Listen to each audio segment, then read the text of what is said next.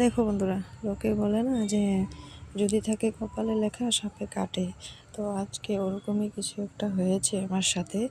মানে কি বলবো, এরকম একটা পরিস্থিতি আর বলার নাই। মানে কি বলবো আজ, মানে দেখতে থাকো ব্লগটা।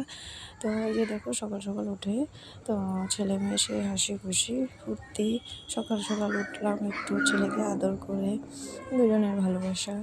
তো সকাল সকাল উঠে ভাবলাম একটু ভিডিও ক্লিপটা নিয়ে নিই। তো তখন তো আর ভাবিনি যে আজকের দিনটা যে রাত্র কীভাবে যাবে।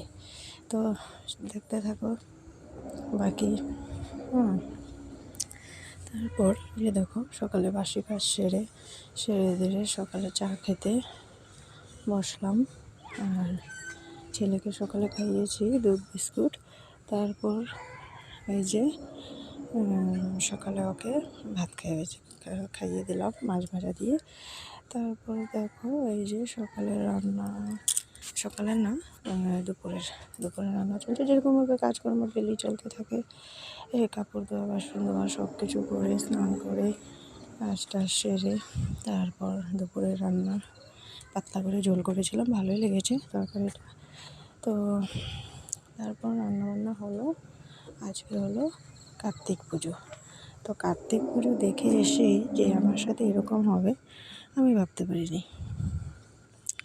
কার্তিক পুজো দেখে এসে মানে সেই তো যে দেখো, আজকের দিন সংক্রান্তির দিন আমাদের এরকম হয়। তারপরে এই যে দেখো, এই যে লাল ব্যাগটা, এখানে একটা দুর্ঘটনা। এইখানেই মোবাইলটা রেখে একটু নিয়েছি, যে এখন পুজোতে যাচ্ছি আমরা, একটু ভিডিও ক্লিপটা নিয়ে নিলাম। তারপরে এসে দেখো, কার্তিক পুজোতে এসেছি।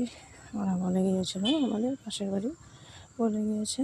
তারপর এই যে আসলাম কার্তিক পুজোতে এসে তারপর ঘরে ঢুকে যে অবস্থা, তখন তো আর ভিডিও নেওয়ার কোনো প্রশ্নই ওঠে না। এসে দেখি ওখানে যে লাল ব্যাগটা ছিল সেখানে একটা বিশাল বড় সাপ। আর কি বলবো, সেটা নিয়ে এই সারা রাত্র কীভাবে যে গেল কী করব। তারপর দেখো, আমার ঘর সব উলটপালট, এখন বাজে 1টা। তারপর যেভাবেই হোক বের করা হয়েছে অনেক কিছু করে। তো আমার জিনিসপত্র সব উলটপালট, এখানেটা ওখানে সব চলে গেছে। তো এখন আর পাচ্ছি না, 1টা বাজে। এই যে দেখো কী অবস্থা হয়ে আছে। তারপর আর কি কপালে লেখা থাকে, সেটা তো আর কিছু করার নেই।